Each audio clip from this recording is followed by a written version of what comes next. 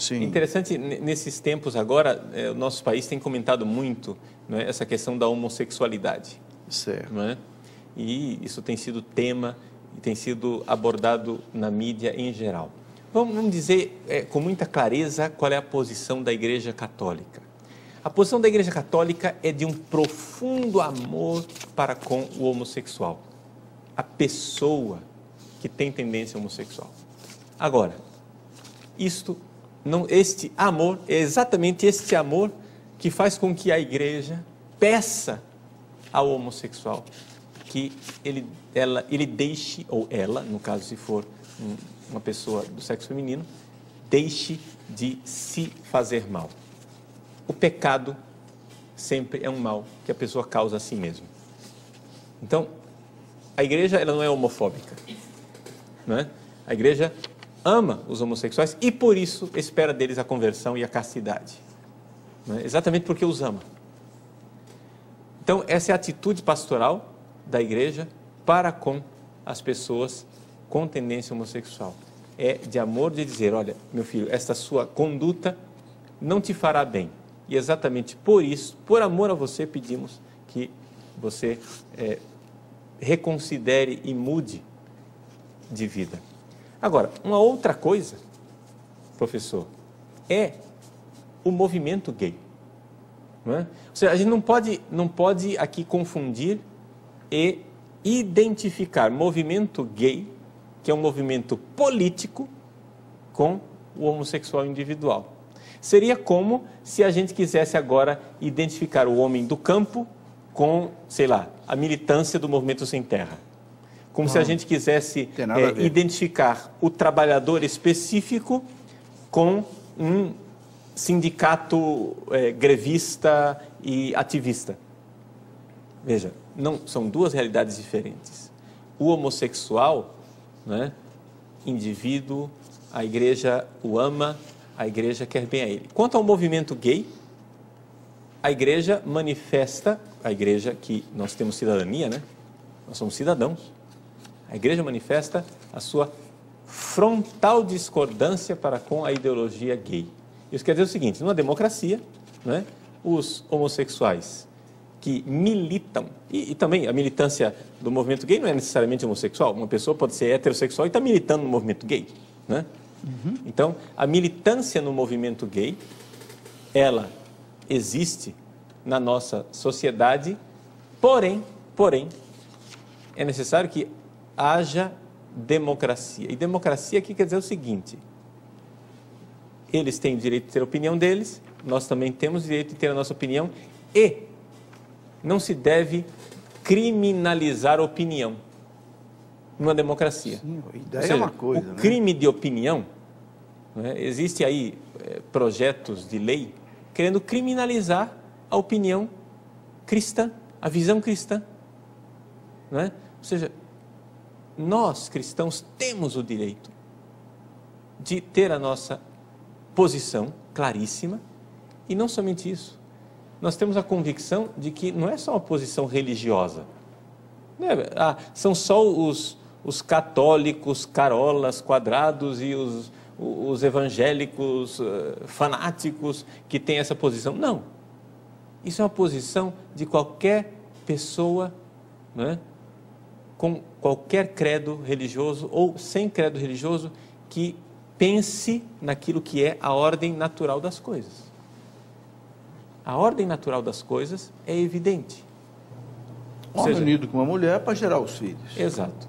Por quê? Veja, a Igreja não quer criminalizar o homossexual. E nem criminalizar o movimento gay, aliás, hein? Nem uma coisa nem outra. Ou seja, dizer que uma coisa é pecado não é dizer que essa coisa é crime. Isso é a posição da Igreja já há muitos séculos. Santo Tomás de Aquino já dizia isso.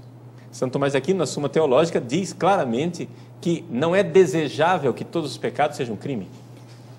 Deve ser crime somente aqueles pecados que realmente perturbam a ordem social.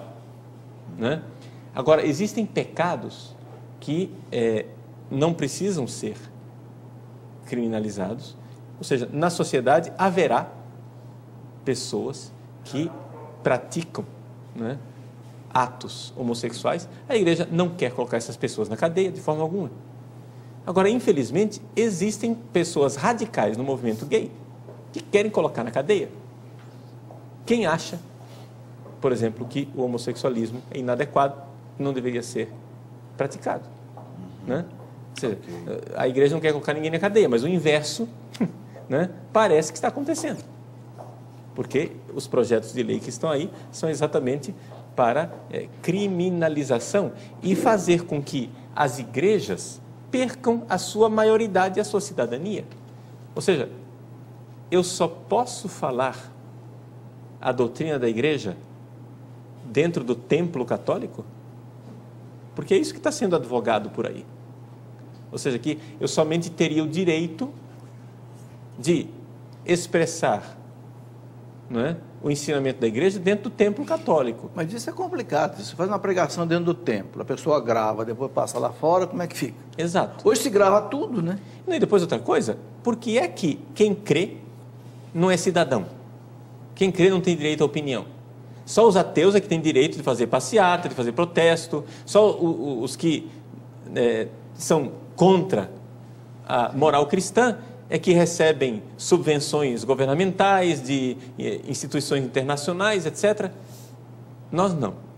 Nós temos que ficar quietinhos, temos o direito de ficar calado e apanhar. Sério, tem pergunta aí para o Padre Paulo? Tem sim.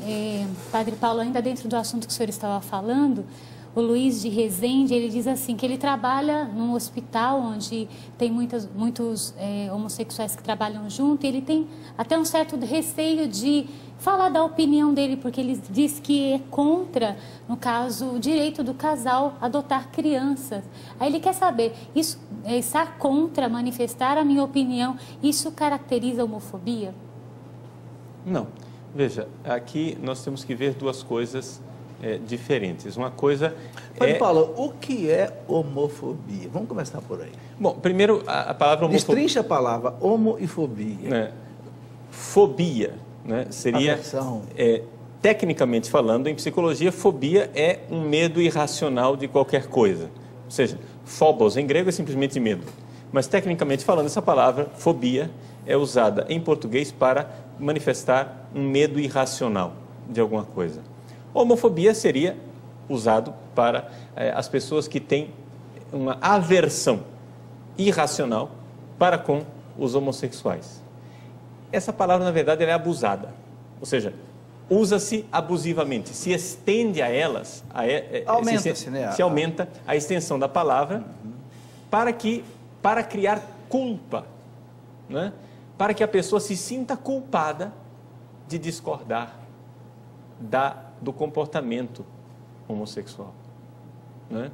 Então, de repente, puxa vida, eu estou aqui machucando alguém, né? Não se trata nada disso. Por exemplo, deixa eu dar um exemplo bem claro.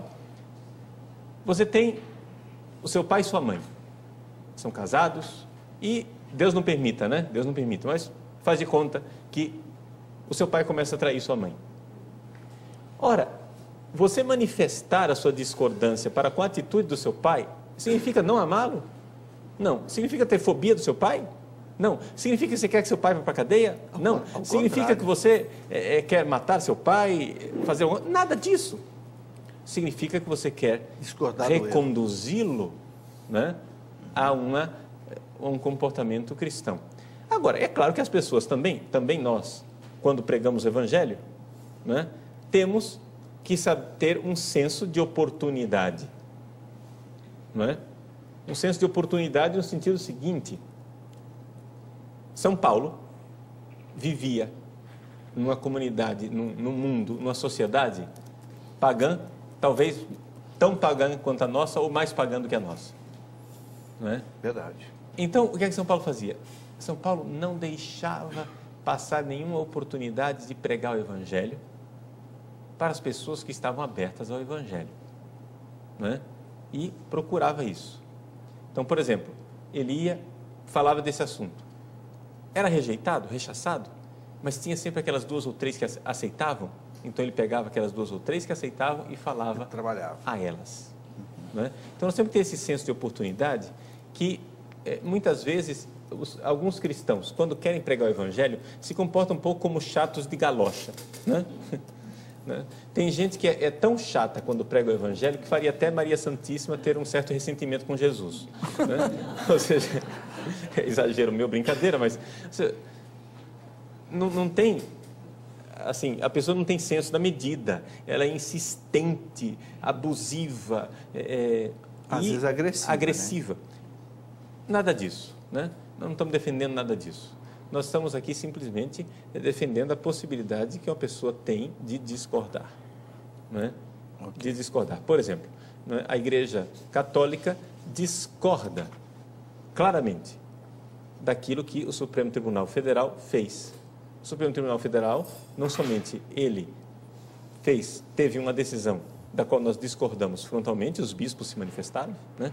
Os bispos da Igreja Católica do Brasil se manifestaram. Muito boa a nota dos bispos. Né? E não somente discordamos na matéria, como discordamos também com o fato de que o Supremo aqui está usando de ativismo judiciário. Ele extrapolou a sua competência. A sua competência. Não cabe ao Supremo legislar.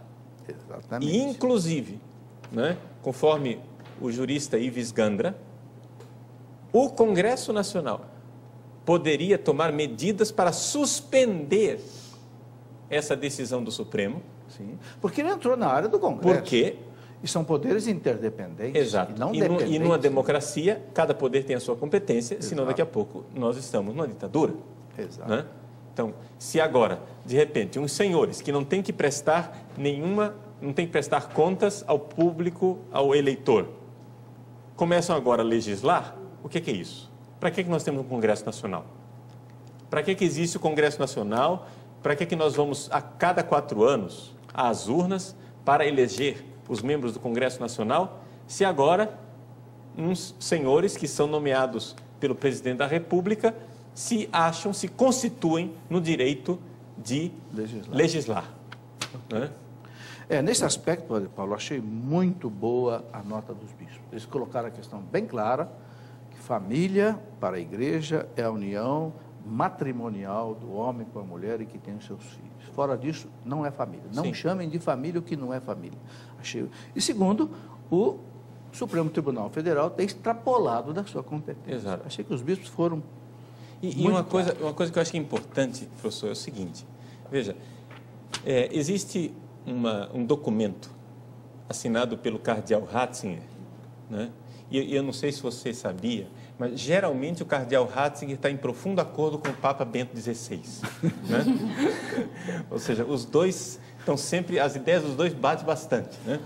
Então, existe um documento do cardeal Ratzinger que foi aprovado pelo bem-aventurado João Paulo II, que fala claramente que não existe ideologia no mundo que consiga mudar na cabeça das pessoas o fato real, concreto, gritante, de que quando um homem e uma mulher se unem, surge a vida. Claro. E quando 2 homens se unem, não surge nada. Não é? Ou seja, você querer colocar aquele ato sexual do qual todos nós nascemos, inclusive os homossexuais, em igual pé de dignidade do ato sexual que nada produz, é simplesmente contrário à evidência dos fatos. Eles podem fazer passeata, podem protestar, podem colocar o Padre Paulo na cadeia, podem fazer o que quiser. A verdade vai continuar gritando na cara deles, ó, não sai nada disso aí, não vai nascer criança. Entende? Porque não é, eles colocam, é uma opinião religiosa. O que quer dizer opinião religiosa? É uma verdade gritante. Lei natural. Está no mundo real. Lei natural. Né? Nós não estamos discriminando os homossexuais, nós amamos os homossexuais, queremos o bem deles e queremos a salvação eterna deles. Né? Desejamos que eles entrem na felicidade eterna no céu. Eu acho que não tem instituição nesse planeta que ame mais os homossexuais do que a Igreja Católica. Né? E é exatamente por isso que nós, como a Igreja como mãe, os bispos como verdadeiros pais, né, que querem o bem, continuarão afirmando essa verdade de forma muito respeitosa, né? Respeitamos a sua liberdade, assim como o pai da parábola do filho pródigo respeitou o filho que decidiu sair de casa. O pai não foi lá atrás do filho pedir satisfação, não foi colocar o filho na cadeia, não processou o filho, não fez nada disso. Mas simplesmente ficou na janela esperando o filho voltar. E quando ele voltou, se jogou nos braços, no pescoço dele e o cobriu de beijos. É isso que a igreja espera fazer com cada homossexual que retorne para o seio da igreja.